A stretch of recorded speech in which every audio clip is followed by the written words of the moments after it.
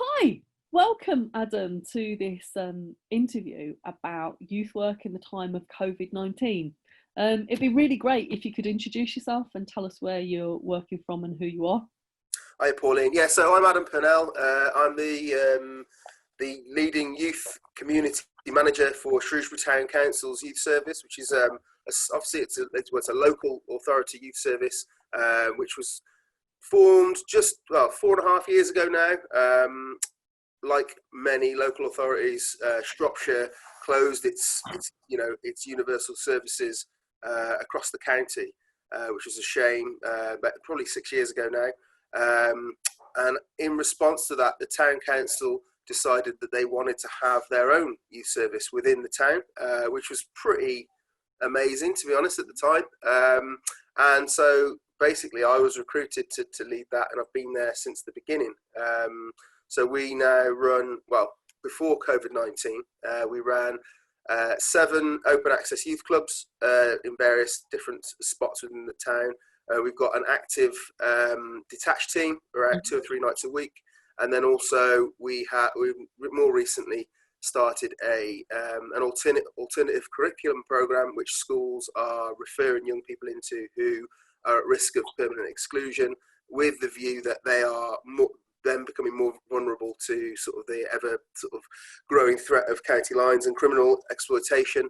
And so we offer some of those more vulnerable young people some time in the day to access that, which kind of doing bits of work around kind of, well, lots of different work that sort of meets their needs really, but also offering an accreditation in areas where they might not necessarily in school. So that's the sort of basic overview of what we offer. And how big's the team, Adam? How many of you are there? So I've got myself, I'm the only full-time member of staff, and then I have our alternative curriculum lead who joined us in October last year. She's at 25 hours a week, and then we've got 23 sessional staff and 2 volunteers. Fantastic, brilliant. Yeah. So obviously we're having this conversation because of COVID-19 and the impact that it's had on the ability for youth workers and youth and community work projects to open. What's been your response to dealing with the current situation? Okay, well, so obviously it hit us all quite as a bit of a shock, really. And we weren't, our immediate response was just to close everything and to kind of stop and have a bit of a think, really, about what we were going to do and how it's best to engage with our young people again. We had to think about sort of keeping everybody safe. The risk assessments involved around, whether we were going to go out on detached, whether we were going to completely sort of stop working online, how, what the risks were around that. So we held a bit of a staff meeting, and we decided that we were going to offer all of the young people who access our open access sessions the opportunity to still do that at the same times with those youth workers. So we set up a bit of a timetable of Zoom youth clubs, which we rolled out, and to be honest with you, it's been a struggle. I'm not going to pretend that they've been massively popular. We put it out on our social media. We contacted the young people directly through their parents, obviously with the parents' contact lists.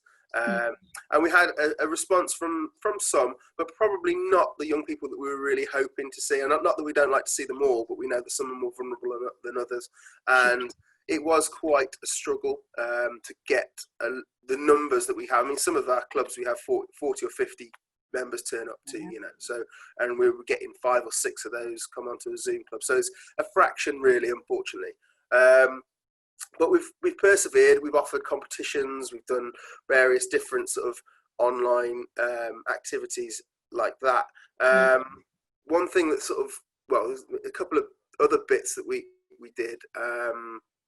Because we've got this, I mentioned the alternative curriculum, those young people coming under the vulnerable bracket, which means that essentially they were still allowed to be going to school.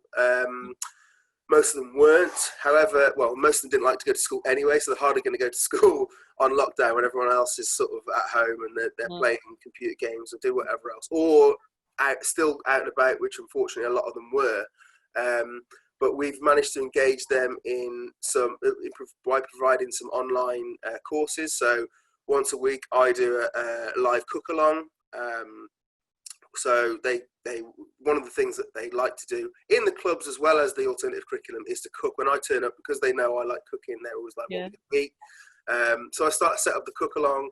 Fantastic. We soon realised that these young people wanted to access it, but they didn't have the resources. So we used our budget to literally any young person who wanted to take part. We've been dropping a food parcel off to them with all the ingredients so they could take part in the cook along. And we worked out that by doing that, it was almost sort of like semi-detached youth work going on, because we were then able to, by knocking the door and dropping it off and, you know, standing over the garden fences, we started to have conversations face to face again as well. And they were looking out for us. And then we brought in the food share company, which is called the Food Hub. They basically get all the surplus food from supermarkets and redistribute it. So we're giving people more than what they needed just to take part in this activity. So that's been something that's been growing and growing in popularity, and we've got more young people wanting to get on board with that now. So that's been really good. And then we've transferred that across to doing things like crafts and stuff, so like making bird boxes or making mobiles. And we've been taking the materials to these young people, dropping at the house, having a 5-minute, 10-minute chat, but then they're interacting with us. Well, we've not done it on, we moved away from Zoom. We still offer the youth clubs and some people are still attending that, but all of the workshops are on YouTube. Yep. Because we didn't want the young people to feel like they had to, I mean, they can type something if they wanted to, response, but actually they could just sit back and watch it. And it's not quite as intimidating as having to sort of put your face on camera and talk. And so we've had a good response to that way of working. And we're starting to look now at doing a little bit more face-to-face with those alternative curriculum young people, you know, with 1 or 2 of them in the building rather than the groups of 6 or 7 that they would normally be in. But as things are constantly developing, and as the lockdown changes, we're moving around, you know, moving how we work. I'm trying to sort of just keep an open mind really as to the best way to engage. Also started to do some detached on bikes, which we found has been really useful because we're covering a lot more ground, finding out where young people are hanging out and chatting to young people who are particularly since the restrictions have been relaxed. You know, I mean, we went out on last Wednesday and there was hundreds and hundreds of people all over Shrewsbury, like in big groups, sat in parks and things like this, not really adhering to the social distancing, if I'm honest, but at least we were, and we're not out there to police that, but we're just making contact really. And so we're starting to see that, you know, that we're gaining that sort of face-to-face again. But it's going to be I think the real challenge is going to be when things do go back to normal, actually getting young people to come back to the open access sessions, because it takes so long, as all youth workers will know, to build up your numbers, and it's about being consistent. And having lost that, my fear is that we're going to start again from scratch almost by the time we are able to open. And I think we'll be last on the list with pubs and wherever else, because we're public open spaces, public, not open spaces, but you know what I mean, public amenities. So that's kind of in a nutshell what we've been up to. A lot. That's an absolute a ton of stuff. And I'm interested. You just talked about doing detached youth work on bikes, which is, I mean, it's not unusual, but it's rare, I guess. Mm-hmm. And what kind of things did you have to think about as the manager of the project there in terms of, I guess, like health and safety risk assessments and stuff? Have you had any guidelines or steering from any national or local bodies? Yeah, I mean, looking at the guidance from the NYA, and also just local, our guidance from the local council, the Shrewsbury Town Council guidance, and sort of just trying to use, because obviously this is changing all the time as well, trying to use whatever the government advice is. So it's sort of an ever-shifting risk assessment, but also, just making staff aware of what they can and can't do. It's quite difficult, we saw some young people, they wanted to run up and give me a hug. I'm just like, whoa, you shouldn't be hugging me anyway. Definitely not now, but they're pleased to see us, and that was nice. So it's difficult, isn't it? But it's been an ever-changing kind of thing, really. And also we in Shrewsbury, we have quite a good setup where we've got a thing called Team Shrewsbury. So Team Shrewsbury is multi-agency meeting basically that happens between town council, police, fire service, housing, public protection, a few others. And we usually meet once a week and just discuss any issues that have been going on. And it's this sort of a quick action kind of, meeting, and then which feeds into a families meeting once a month, which is more specifically about families we're working with. And then there's also a strategic meeting once a month as well. And so we're making partners aware of who we're making contact with, letting the police know when we're going to be out, where we're going to be. And so, yes, it's just been about communication as well, as much as kind of, having something written on paper, which is fine. But actually, it's no good if nobody really knows what you're up to. So just making sure that the partners are aware of where we are and what we're doing. That's been the bulk of it, really, I would say. I'd say, have you seen the latest publication from the NYA, and they're calling for youth workers to be deemed as key workers? I haven't seen that. No, I should probably have a read. It's literally just out, last week or so. So what's your opinion on youth workers being deemed as key workers, as essential to keep, It's tough, isn't it? I mean, it depends on what youth work you're delivering, I suppose. I'd say some of what we're delivering is probably more essential than other parts of it, and I think it's more essential for some young people than it is for others. It depends on what they're getting out of your youth service, doesn't it, really? So, I mean, certainly from the alternative curriculum perspective, I think that is essential, and we've really pushed to try and keep those young people engaged and making contact, like I say, knocking doors, having those conversations, because, we know sometimes it's more damaging for them to be at home than it is for them to be able to be out and about. So, it's a broad question, that one. And I think that with regard to sort of safety, I think maybe open access clubs are probably not. It's probably not that essential that they're open over the safety of people at the moment. But there's other ways. I mean, I think it's certainly essential that you provide something. I think if we just sort of said, right, clubs are shut, we'll see you when we see you, kind of thing, then we totally lose, all of that stuff, all the work we've done. So I think it's essential that youth workers should be available, whether that, that needs to be in the safest means possible, really. And that's why we sort of put out this timetable of times when young people can meet with our youth workers on Zoom, or whatever preferred platform, you wish to use.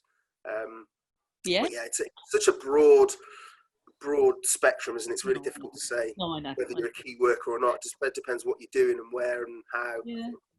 And I guess youth work is often seen as, well, it's polarised, isn't it? Sometimes youth work is seen as a social service, so working with those most at risk, county lines, exploitation, maybe safeguarding, the issues around food poverty. So youth work has a role to play in all of those. And then on the other hand, it oscillates towards this all the kind of fun and fluffy playing games in a youth centre and stuff. And I guess maybe that's our role. We oscillate between those things because we adapt to whatever young people need at a specific time. Absolutely, yeah. And I think as youth workers, we know what's essential and what's not, don't we? And I think it's about adapting our own practice to make sure that we're still able to sort of offer the essential services that we always do in one way or another, and sacrifice some things for public safety, and it's just about sort of really knowing the young people and knowing what their needs are, and sort of just being able to make those judgments, and I think that it's only really the management of the youth and probably the lead workers who are capable of making that decision, because it's going to be different in every area that you work, and depending on who you're working with and how you're working. So to say it's so broad, it's a very, very difficult question to answer specifically. Put you on the spot there, sorry. Right, don't worry. I'll send you the link to it after the interview. Okay. Is there anything else you'd like to just add to wrap up our conversation? I mean, you've given us a load of information and some really creative and engaging ways of working with young people during this really difficult period. Yeah, I mean, I think it's just about sort of try, all I would say is if you're struggling to work through this pandemic, if you like, I guess it's about trialing different things. One of the main struggles that we've had, I think, is not having a direct contact for young people. So it's like we don't take young people's phone numbers, we don't follow them on social media. So you're relying on the parents, and I know normally you'd think that parents might be more forthcoming, but you wouldn't believe when I was out on Detached last week, I saw a number of my regulars from one of the youth clubs that I run, and they were saying, I thought you were doing Zoom meetings. I was like, we are doing Zoom meetings, and we've told your parents, we've told this, that, the other. Like, the message hasn't got through, and we haven't. They don't really follow the social media channels that we. No. I'm not savvy on Snapchat, unfortunately. I should be, but I'm just not.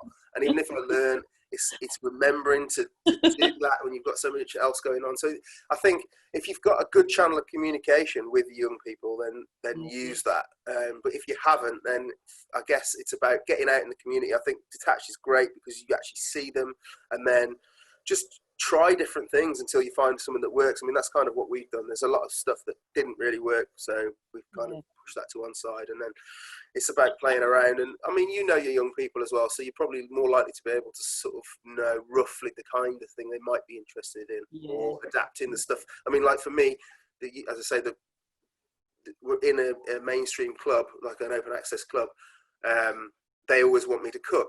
They want us the cooking to be the thing. So that's why we did the online cooking, because we know they like to cook. So it's just about adapting what they normally would respond well to, I think, and trying to make it work. Kind of the history of youth work as well, isn't it? I mean, youth work has a history of adapting to what's going on in the current social settings and stuff. Yeah, sure. That's brilliant. Thank you so much, Adam, for your time. I really, really appreciate it. Just remind the viewers again who you are and where you're from. I'm Adam Purnell. I'm the Youth Work Manager for Shrewsbury Town Council's Youth Service.